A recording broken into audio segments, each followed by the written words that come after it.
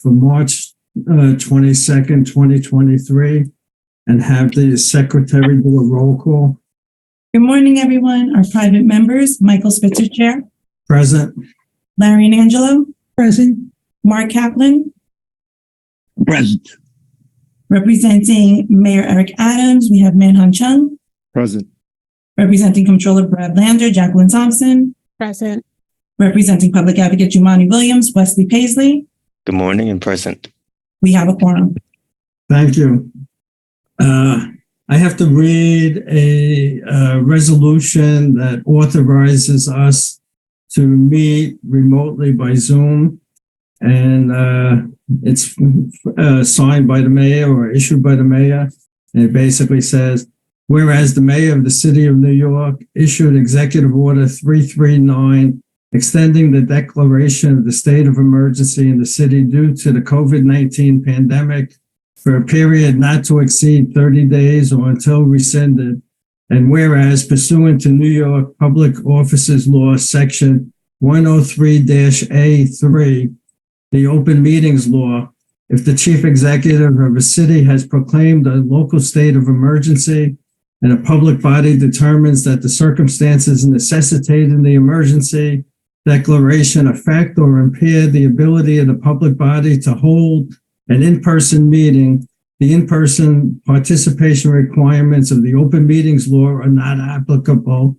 And whereas the New York City Audit Committee is a public body subject to the Open Meetings Law, and whereas in conjunction with the mayor's sole declared state of emergency due to the COVID-19 pandemic, the Audit Committee has determined that the ability of the Audit Committee to hold in-person meetings is so affected by the COVID-19 pandemic, it is therefore resolved that so long as the mayor of the city has declared a state of emergency in the city due to the COVID-19 pandemic, meetings of the Audit Committee may be held fully remotely, which we are doing today.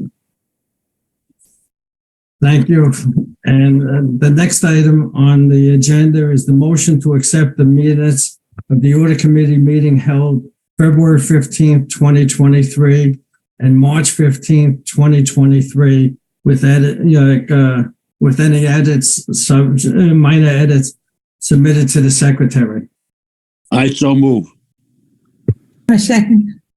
Thank you. Okay, we are now going to review financial statements and management letters for a number of organizations. The first item on the agenda is the Mayor's Fund to Advance New York City. Whoever's here from the Mayor's Fund, could you identify yourself and anybody that is here with you for the purpose of taking the minutes? Sure. Good morning, everybody. My name is Marcella Collette. I'm the Executive Director for the Mayor's Fund to Advance New York City. I am joined by my colleague, Jill Price. I'll pass to you to introduce yourself and then please introduce the auditors. Good morning. My name is Jill Price. I'm the Director of Finance and Operations for the Mayor's Fund. And we have Doug Zimmerman from the EFPR group with us today to present to the committee. Thank you. Good morning, everyone. I'm sorry. I just said good morning, everyone. Doug Zimmerman with EFPR Group. Okay, thank you. Would you like to make some opening remarks? Certainly. For those that don't know, we were newly engaged for the June 30th of 22 audit of the fund. We've worked on other entities that report back to New York City as well. We completed our audit engagement, issued our report dated March 13th of 2023. We went through all the information we requested was timely received by from the fund to us. We went through and performed our audit. The records were in very good shape. We did have one comment in the single audit, and in that report, you would see that it is a follow-up comment and the same comment that was in the 2021 audit having to do with a specific item related to the matching of revenue and expenses on a cash versus accrual basis. But again, that is a follow-up comment and consistent with 2021's. There was no other items that we noted that warranted a management letter back to management. And again, it was a clean, unmodified opinion on the financial statements, and certainly be happy to answer any questions that the committee may have. One concern I have is, why are the financials completed in March, almost 9 months after the year end? And I guess that's more of a question for management. Sure, I can respond to that. Again, as I said, my name is Marcella Collette. I'm the executive director. I came on board with the organization in late September of 2022. During the 2022 year, our organization went through several leadership transitions. The financial audit was taking place at the time, and there were some delays related to shifts in leadership. So if there are any more specific questions, I'm happy to respond to that, but that's essentially what caused the delay. Question, do you have an audit committee? We are currently transitioning our board treasurer, who would help to lead the audit committee. So right now, our audit committee is going through a transition as well, and we're recruiting new members to serve on it. But yes, by our bylaws, we have a finance and audit committee. Your bylaws require an audit committee? I believe so, yes. Are there any questions from any of the members of the audit committee here?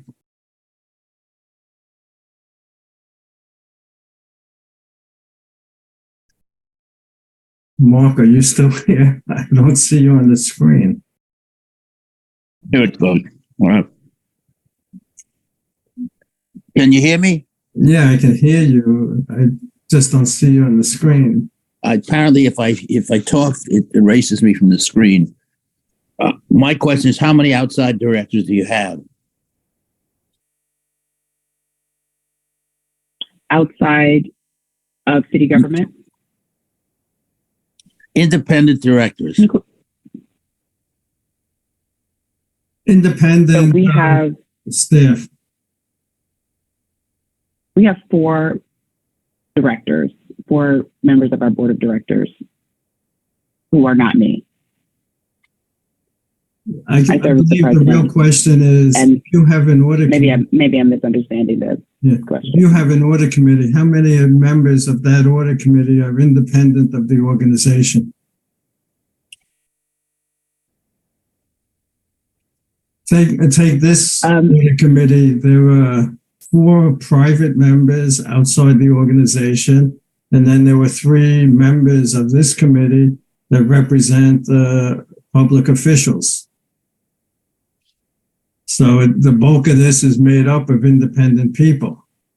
Like on your audit committee, how many people are independent of the organization? So independent of the organization would be all of the members of our audit committee. And Jill, can you just confirm who's currently on the audit committee? You don't have to identify them by name, but just the current count. But there are no, other than the director of finance for the mayor's fund, that's the only person who participates with the audit committee that is internal to our organization. And then all the other members are external to the mayor's fund as a separate 501c3. At this time, it's been in transition. At this time, the only person I know from the audit committee is the treasurer. So that makes it 1 at this red hot moment. So as mentioned, we're recruiting additional members. We just last week appointed a new member of our board of directors. We now have 4. We can have up to 7. We are going to be identifying a new treasurer and assigning additional people to the finance and audit committee in coming months. But all of those people would be external to staff of the mayor's fund. Okay. Are there any questions regarding from members of this committee regarding the financials or the financial report?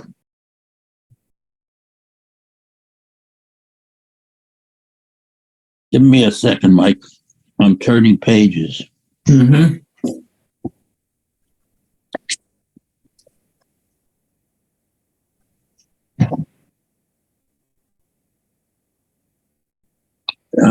There's a reference here to Twin Parks fire. And it occurred that in the Bronx. Yeah, that's mentioned in the management's and discussion. Again, it's just Yeah. some background information that's provided by management with regards to the various operations of the fund. Is there a question? If support Bronx fire residents on other emergency needs. It didn't make sense to me. From the standpoint of what you're trying to say. So we launched the Bronx Fire Relief Fund early last year, 2022, where we raised emergency response funds for victims of the Twin Parks building fire in the Bronx. Those funds were distributed through a couple of means: emergency cash assistance, I'm case talking management about. through a vendor contract. I'm really referring to the fact that the sentence says to support fire residents on other emergency needs. Is that the word you mean? Can you cite the question, the page and the It's paragraph? page 6 of the report, the end of the second paragraph. It says the remaining funds are being used to support Bronx fire residents on other emergency. Is it or? I don't think on. I don't know what that means.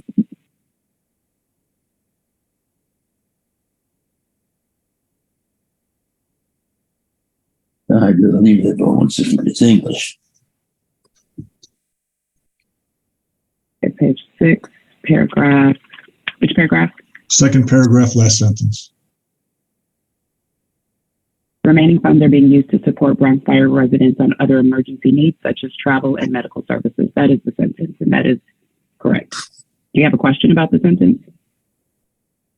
I don't know. Support fire residents on.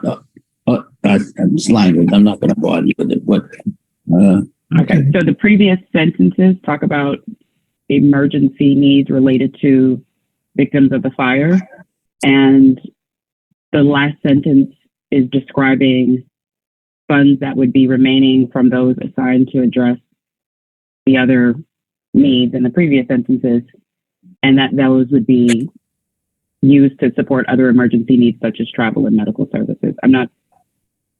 If you have a more specific question that I can clarify, I'm happy. leave it alone. I have one that because I'm a lawyer. In the general outlook, you say may include building partnerships. Partnerships, where I come from, are defined as something you have a partnership agreement, and that's what it is. You're not meaning that, are you, here? Yes, we do mean partnerships. We contracted with Bronx Works through a legal contract agreement for them to provide case management services to victims of the Bronx fire. So you actually have a partnership agreement with these people. Is that Yes, it? we do. We do. Yes, Okay. they're a nonprofit organization that serves the Bronx community. We have a legal contract with them and have for the past year. They're providing case management services, assisting with cash assistance, and meeting other emergency needs and ongoing needs of the families. It's not a What formal mechanism? partnership in the legal sense where they're filing a 1065 tax return. It's more of a services contract as opposed to a That's legal correct. partnerships. What mechanism do you have to check on their performance when We you have give them the weekly money? meetings. We meet with them weekly. They submit pretty weekly or to bi-weekly update reports on delivery of services, distribution of monies, ongoing programmatic issues. It's a very, very close working collaboration. Okay, then in your financial statement, you say you had a net investment loss of $1.5 million roughly. Yes, that's Is that a realized loss or an unrealized loss? It's a component of both. There were sales of investments in the current year. If you look on page 13 on the statement of cash flows, Right. Proceeds from sales of $5.2 million. So there certainly was a sale of some of the investments to raise cash to make payments, but the fund is still holding some of the investments in the bond funds as of June 30th. On page 11, it shows that portfolio still had $11.1 million from the previous year's $17.7 million. So is then the So it is a combination of realized and unrealized. Realized, obviously, from the sale of the mutual funds that occurred during the year, and then unrealized on the portfolio holdings. okay, well, it might be worthwhile making a distinction between the two. We can certainly note that for obviously next year's financial statements to make sure that we break that out between realized and unrealized. Yeah. And then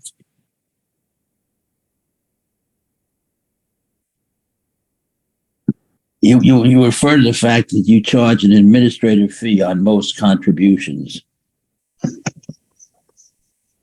That's correct. What decides when and where you'll charge those? We have a tiered fee structure that ranges from 2 to 7%, and it is dictated by the size of the contribution. Okay. And then based on, this is a comment I made even before the current crisis, but you seem to have $8 million of cash in banks that was unsecured, uninsured, and uncollateralized. I asked these kinds of questions even before the recent problem, but in light of the recent problem, have you taken a different point of view about whether you're going to have your deposits at risk that way? So once we establish our new finance and audit and finance committee, we're going to be doing a review of all of our accounts to make sure that they're properly allocated and we are minimizing any risks and any potential losses. Well, I must tell you that as somebody who answered all kinds of anxiety-driven calls from clients in the last week, I have nobody, except for a few people who were in Morgan Chase and a couple other and big banks, one or two other big banks. Everybody is collateralizing everything, or getting it insured. I think to take any length of time in evaluating whether you're in a bank that's in trouble is not a good thing. We utilize a big We're bank. with Chase. Yeah, I'm sorry. we are not. We're with a big bank and we feel secure with that. Well, it's some financial statements indicate where they're unsecured, you think the banks are in good shape. The judgment about that is a very different one than it was a month ago. I understand that. Is there a question? Well, just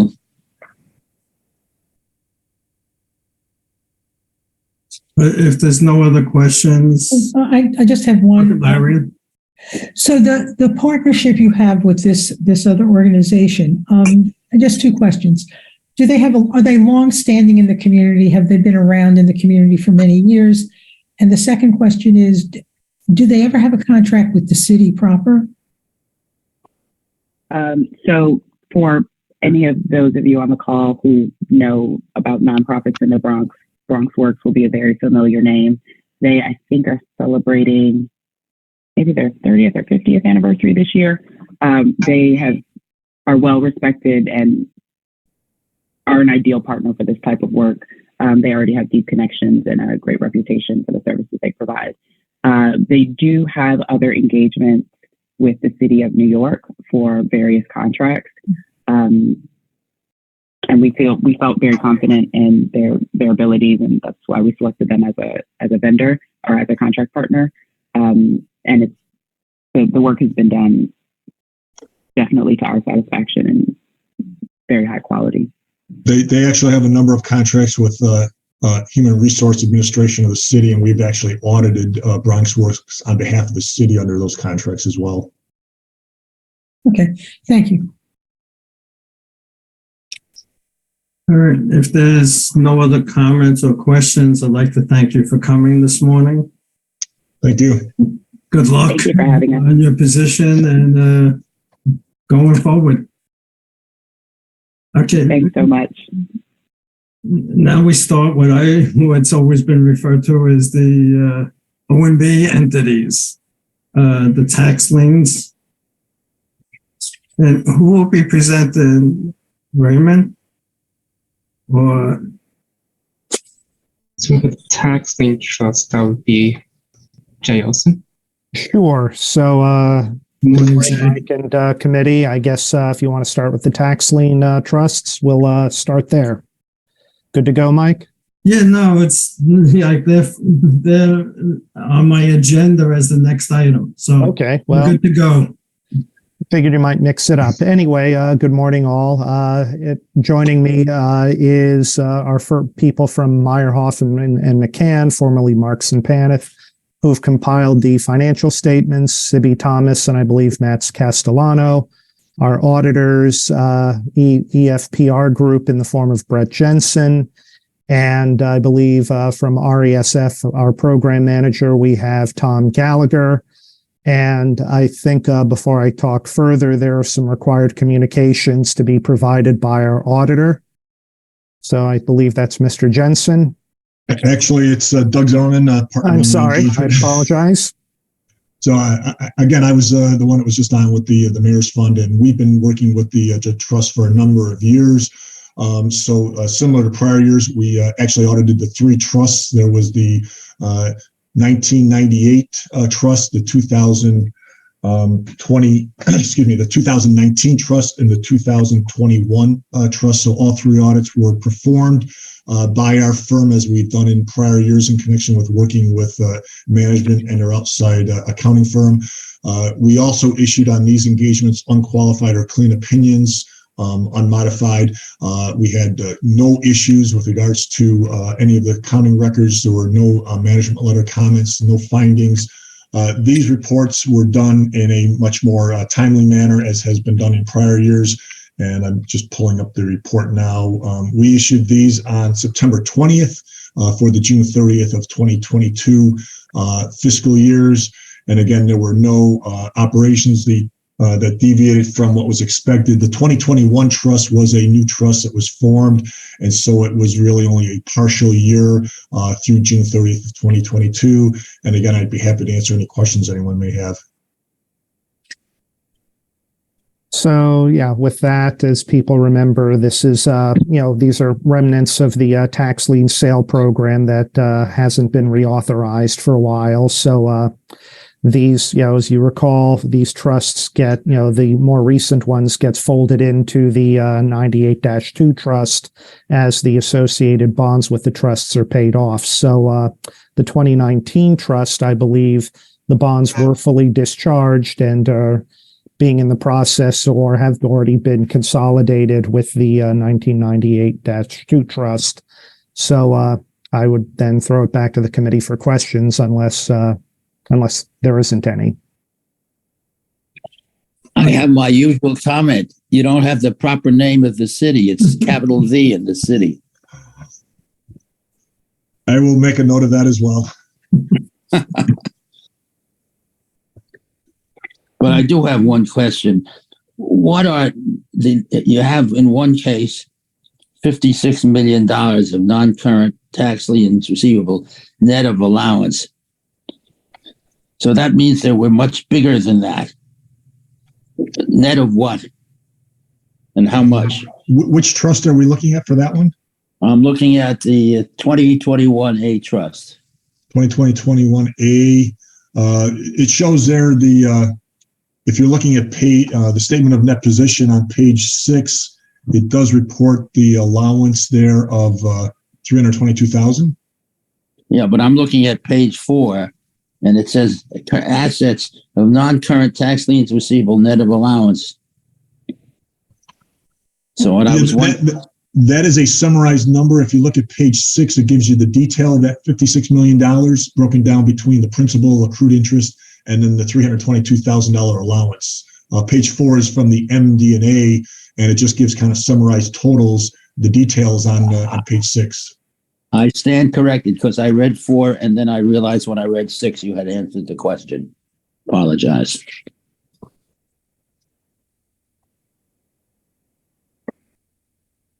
Okay, if there are no other questions or comments, I'd like to thank you, Jay, for the presentation of the tax lien trust.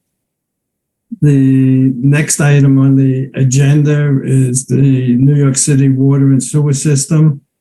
And I don't know if somebody from OMB is presenting or Joe Murin, are you presenting? Mike, I'll be presenting and taking care of the next few entities.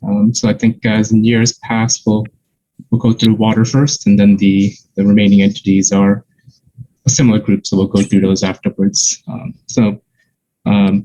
Good to see the committee again. You'll unfortunately be stuck with me all day because I'm also going to be around for the single audit side of things. But going through the water, just to quickly introduce everyone from the water and sewer system. From the Water Finance Authority, you have David Womack, the Chief Executive Officer, Olga Chernak, the Executive Director, Enrica Sharma, Deputy Controller, and I'm the Controller of the Water Finance Authority.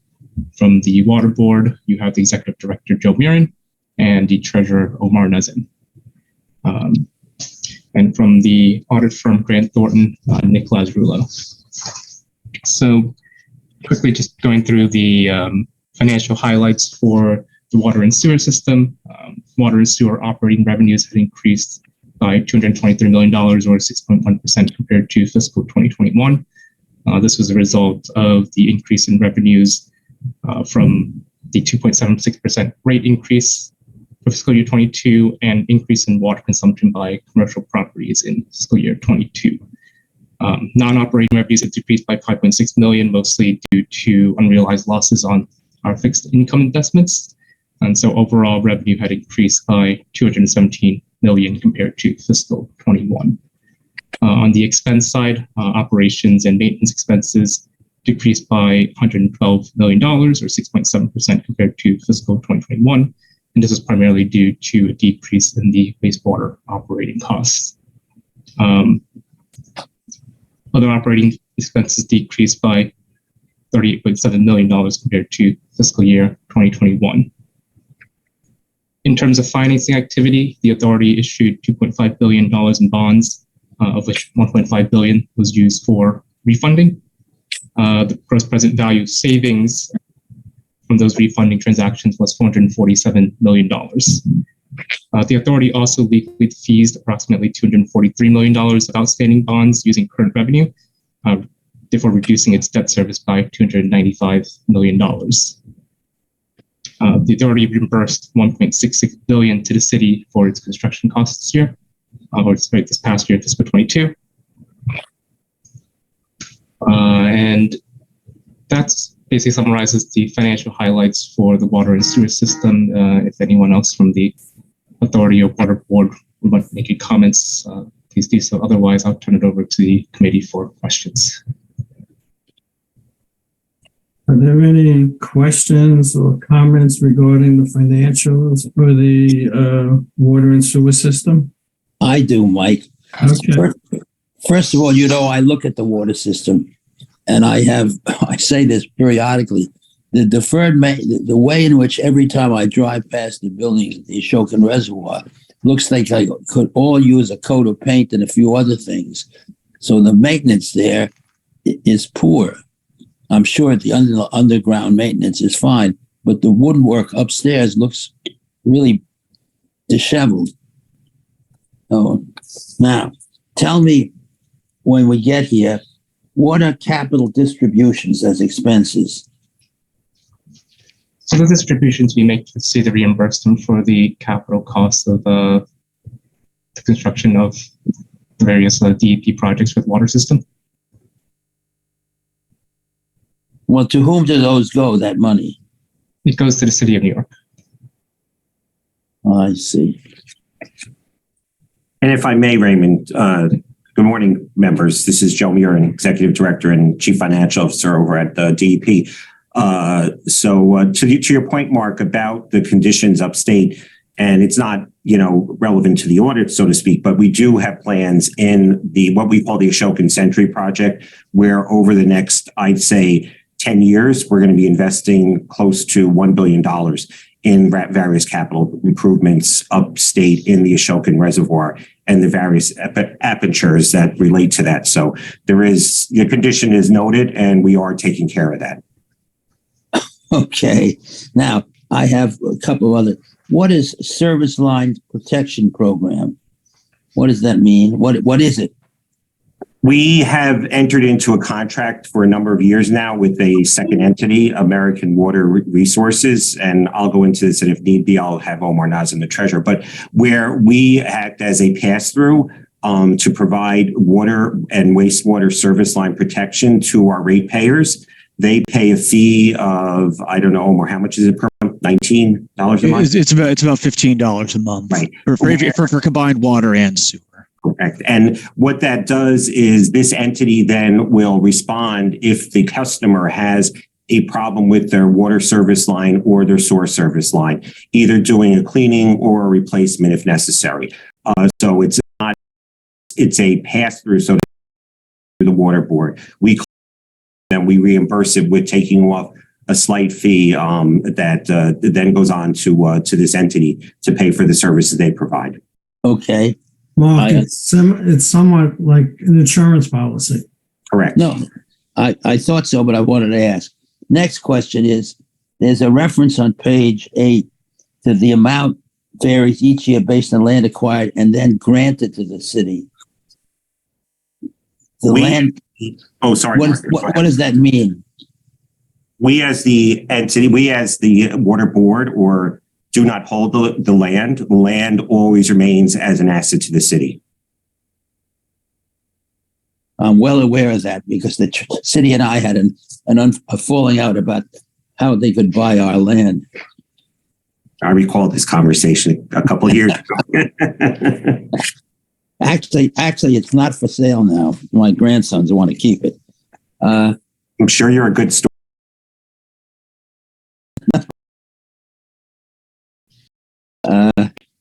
I guess that this undertaking to deal with, and the problem you have now is the reservoirs are down. I think we're slightly, but last due diligence call, I think we were just like a percentage or two below normal for this time of year. And they did get quite a bit of, snowfall somewhat later in the season this year, not as much as normal, but, we're not concerned at this time that we're going to be short or entering anywhere near, a water shortage type situation. As of yesterday, we were at 93% of capacity, and this time of year, 95% is normal. So we're 2% down, but they're close to full right now. Were you guys around when Ed Koch came up and did a rain dance that time? No, I came at the very tail end of Ed Koch's administration, but I don't remember the rain dance. We had a huge drought, and Ed came up and danced an Indian war dance for rain dance, and by God, he broke the drought. I hope our mayor has the same powers if necessary now. Okay, if there are no other questions or comments, I have a question. I'm just trying to find the pages right now. But Raymond, you're going to still be here, right? Yes.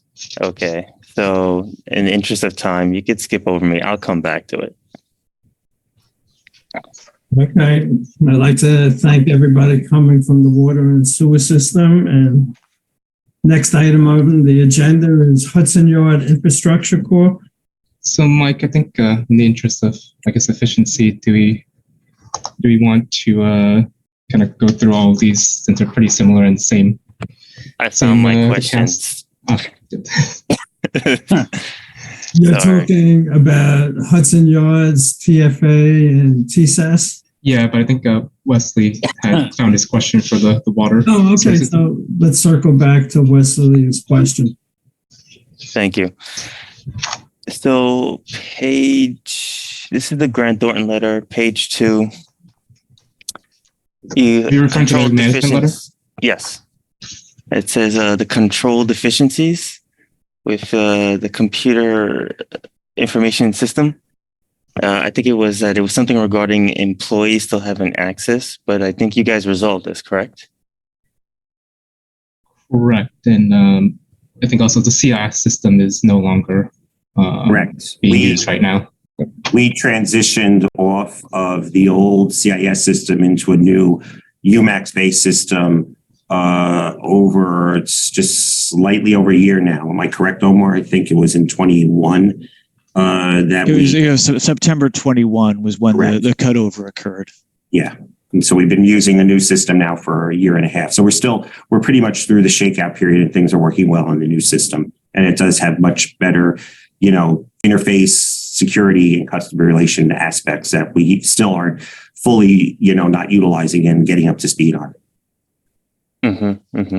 Have you done improvements on the HR side? Because at least from what I see, it seems that there were staff that were no longer with the organization, but still having access.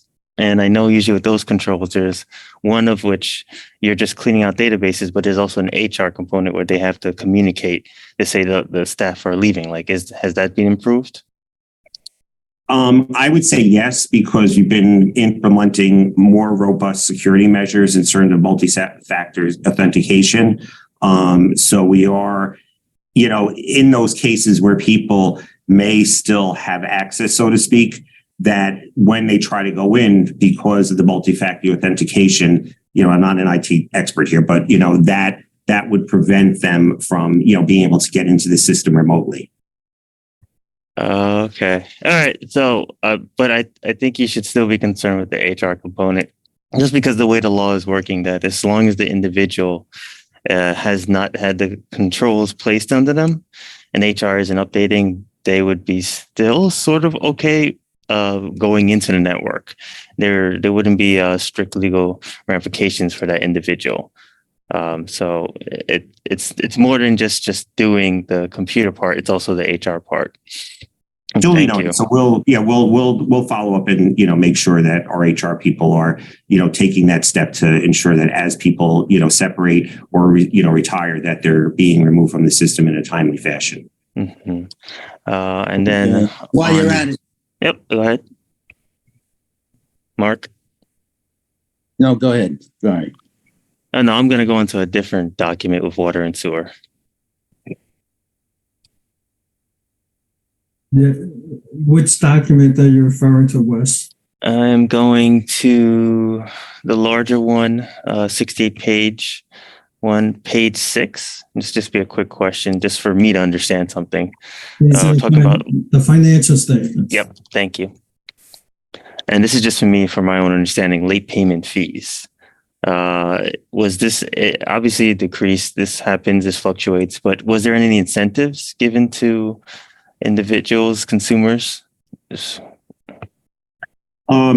During the past, the period covered by the audit, no. And Omar's helped me out here if we need be, but I will speak to first, though, that post audit, we did, the administration announced and has initiated an amnesty program for those people that are suffering hardship in paying their bills, where if they do make themselves current or partially current, we are giving them either full or some forgiveness on their interest charges. I don't know if Omar, if you wanted to add anything to that first part. The late interest fee on the water and sewer charges for years and years and years was 9%. And then there's kind of the behest of the banking commission, the rate was reduced gradually to the 6 to 7% range. And then during the COVID pandemic, it fell even further. There were several quarters where there was no interest being assessed, and then the interest rate rose again to the 3 to 4% range.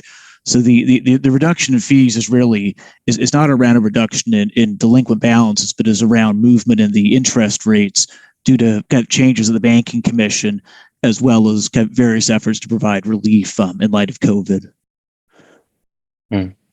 Okay. No, I'm always concerned whenever I see fees decrease, because I'm thinking that is the economy doing well for these consumers? Or are you guys giving them a chance, which is still appreciated? I like when organizations give consumers chances, but that's all. Thank you. Long as they're going, guys, put the capital T in the C for city.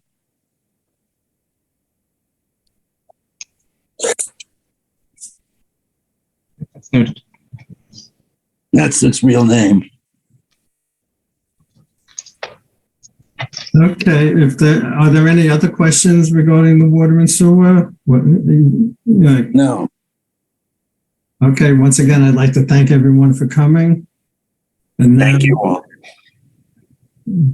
And now I'd like to turn it back to Raymond regarding, you had started to make a suggestion, Ray?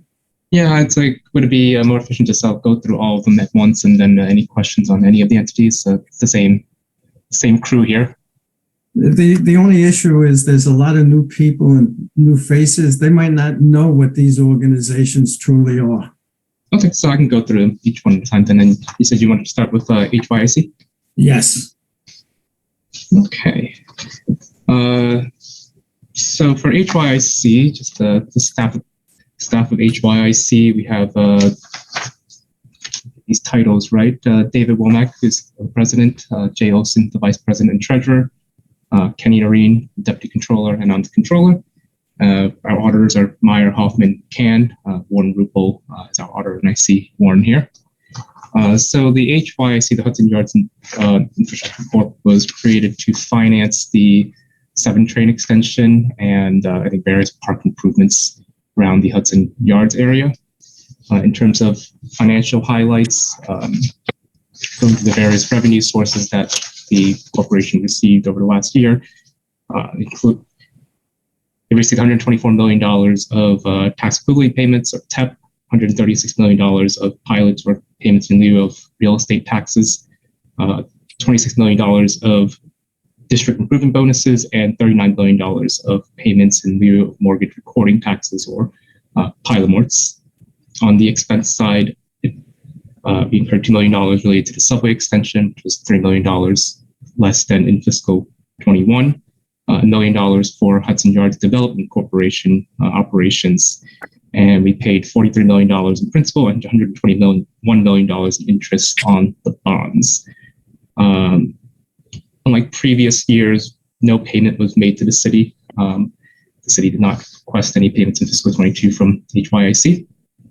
In terms of financing activity, we issued $454 million in bonds to refund all of the outstanding fiscal 2012 bonds. That reduced debt service by $269 million going forward.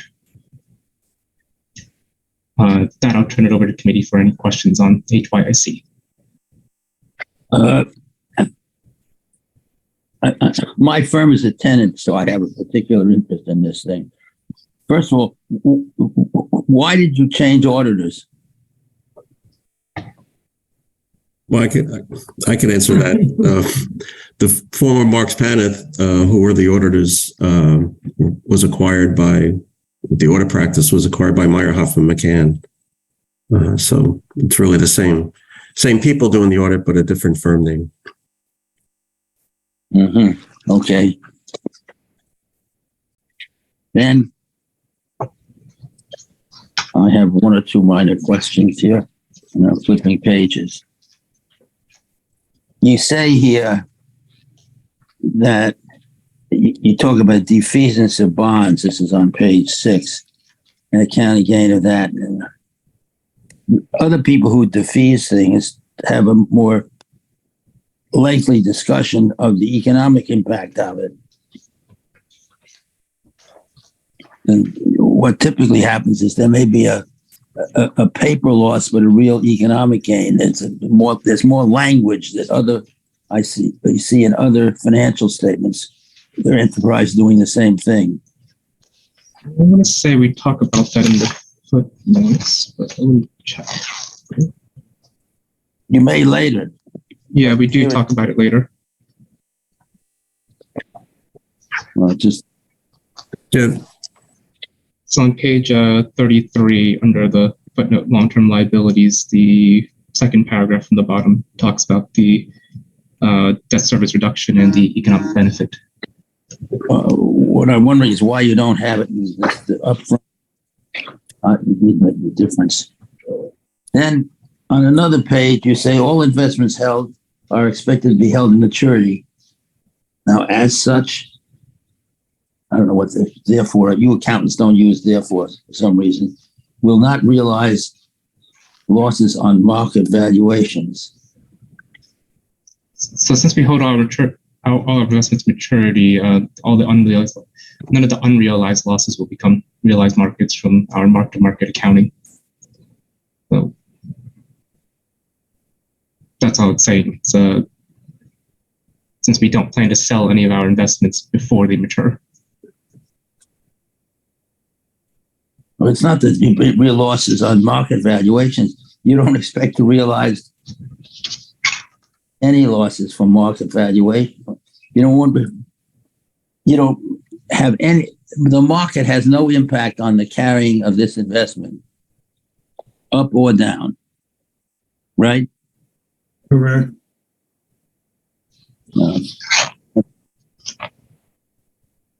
So what page are you on? That was page 9. I mean, and then on 10, you say the expenditures will be paid from loan proceeds when drawn. You have a line of credit that you will use to pay it down. Is that what you're saying here?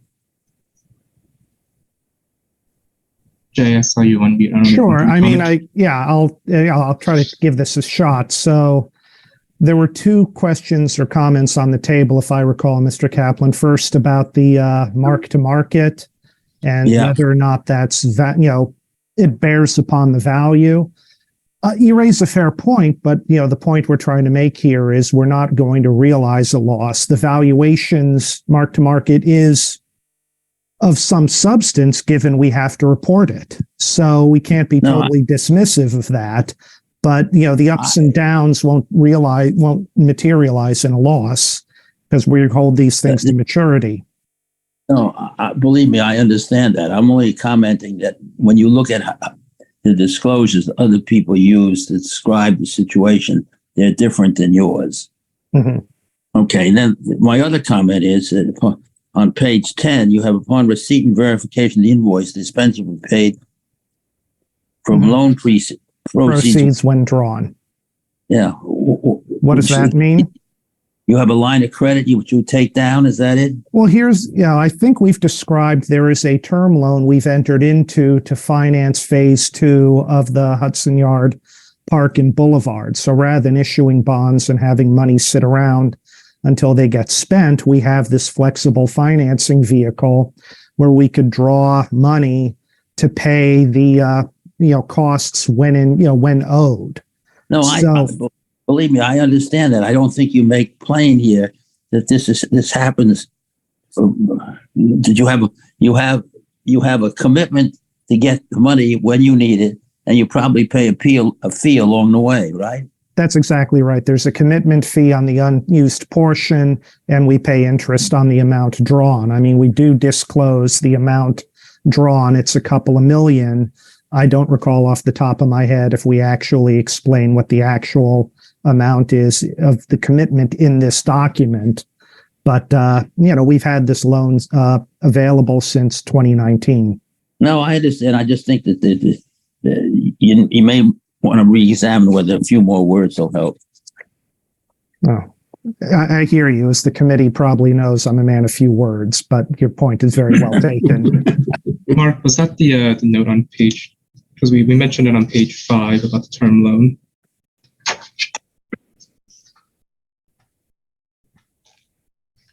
Second to last paragraph. Yeah, thank you, Raymond's exactly right. The second to last paragraph describes the term loan. Maybe we haven't connected the dots firmly enough, but it is there. Okay.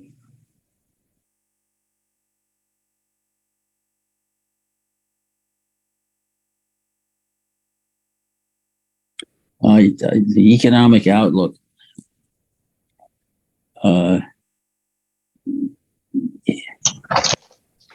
Given I think my understanding is that the traffic that has been expected by the retail shops in Hudson Yards has been below plan. Is that right? Or expectation? I can't really speak to that volume. I mean, since you mentioned you actually work there, you certainly have a better grip on it than we do. From our perspective, we're really looking at the revenues paid by the building owners, and those come in, the pilots come in, the tax equivalency payment comes in from the city. So from that standpoint, revenue remains, pretty strong in spite of, sorry. You have one building has tremendous number of high-end retail operations. Mm-hmm. Understood. And my understanding is that that's been disappointing in terms of revenue. Whether that impacts the leases, I don't know. Right. And, and then that, filters through to whether or not the owner of the building will not pay the property tax or pilot. I'm assuming it's pilot due to HYIC. Okay. I have nothing else, Mike. Okay. And just to clarify, these are prepayments for the pilot, correct? Because that's what I was seeing, or am I misreading Probably it? by a few months, in that the June payment we get is due for the next fiscal year, which is, basically 1 month in advance. So we're really not talking about a whole lot of pre-funding, if that's what you're getting at. The timing is hitched by not very much, but it does bear upon the reporting and when we account for payments. And you see on the statement of net position, we do record the prepaid pilots. Which I guess are received in June for the subsequent fiscal year, which is only 1 month away, right, Raymond? Mm-hmm. So essentially, if there was a few stores collapsing, but that's just worst case scenario, we wouldn't see the picture until, I guess for us, we'd see it next year, but for you guys, you would see it with, within, is it a month in advance that they pay, or is it just clarifying? Just curious. I believe it's basically a month. I'm not entirely certain of the timing, but again, you have to keep in mind that if, you have to go through a lot of things before a property owner, and these are significant entities, decide they're not paying the pilot or the TEP.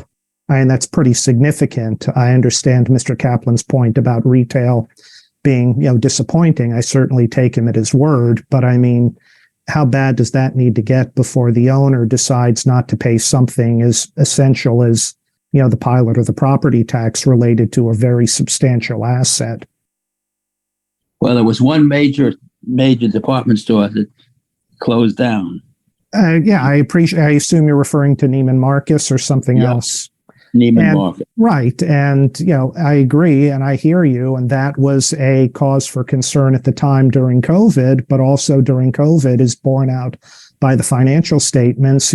Revenue kept coming in and the bonds kept on getting paid. So, I certainly don't want to be overly sanguine or Pollyanna about the situation, but, the revenues have been, incredibly resilient thus far.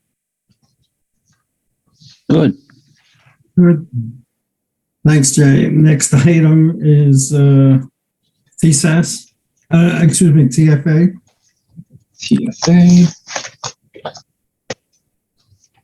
Similar to TFA, we have the same folks. David Womack, the executive director for TFA. Jay Olson is the treasurer. Kenny Noreen is the deputy controller, and I'm the controller. Again, we have one rupal from Meyer, Hoffman, and McCann with us. So the TFA is responsible for a large part of financing the city's capital program, either through its future tax secured bonds or the building aid revenue bonds, for the former of which is secured by the personal income tax and the sales tax if needed, and the building aid revenue bonds secured by building aid. In terms of financial highlights, the TFA collected $16.7 billion of personal income tax in fiscal year 2022. It also received a debt service prepayment grant from New York City of $1.9 billion. This helps prepay the future years' debt service. We also distributed $4.1 billion of capital bond proceeds to New York City to help reimburse them for their capital construction costs. On the financing side, we paid $1.1 billion of principal and $1.7 billion of interest on the tax-secured bonds, and $106 million of principal and $395 million of interest on BARBs. The authority also issued $3.7 billion of new money tax-secured bonds for capital purposes and issued $2 billion of tax-secured refunding bonds and $813 million of building aid refunding bonds in fiscal year 22. With that, I'll turn it over to committee if they have any questions.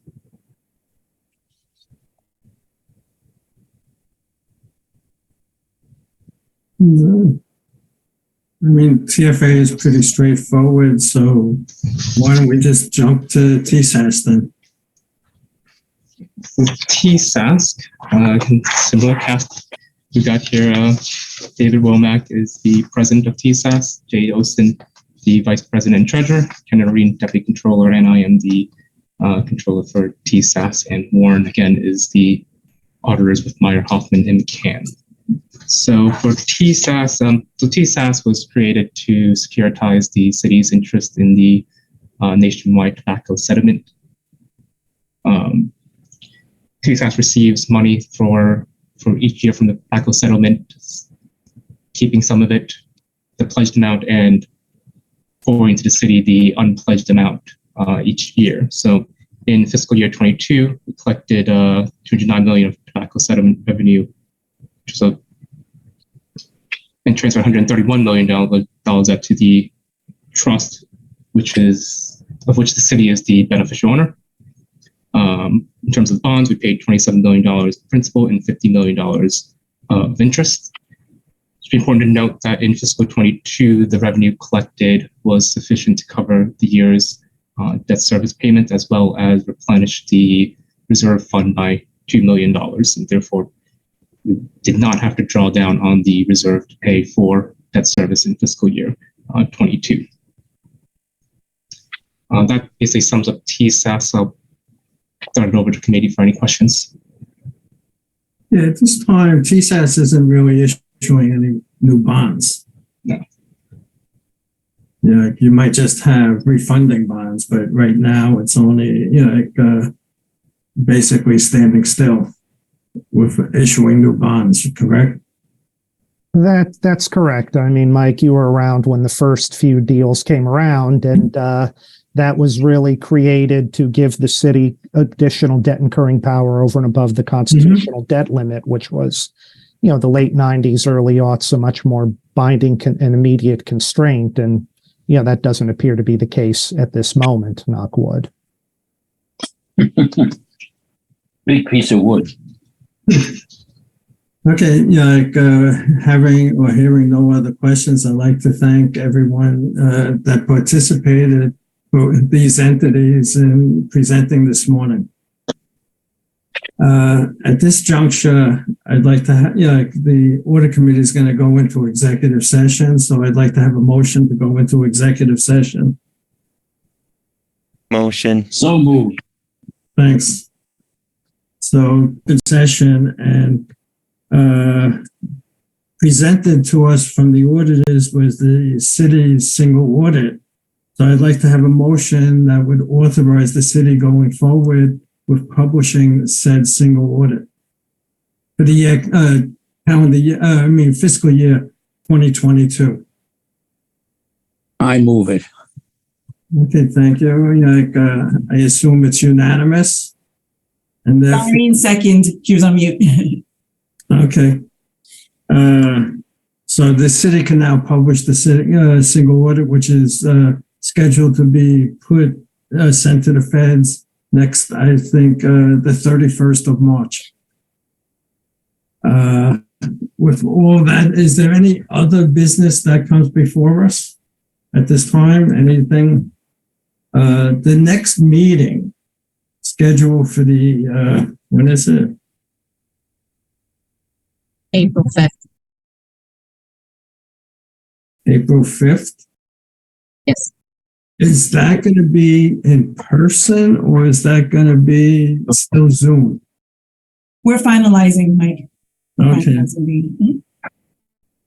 Because one of the big things is that that day is the first day, evening of Passover. So yeah, I just mentioned that.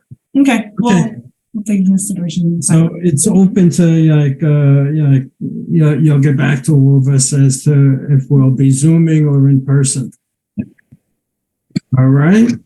With that, I'll entertain a motion to adjourn the meeting of today of the Audit Committee for the City of New York of March 22nd. Somebody else make the motion. I'm tired. Second. Okay. Thank you, and thank you everyone for attending this meeting. It was very informative. And Well organized, Mike, as usual. Okie doke. Good luck. Bye. Good luck, the city and Grant Thornton.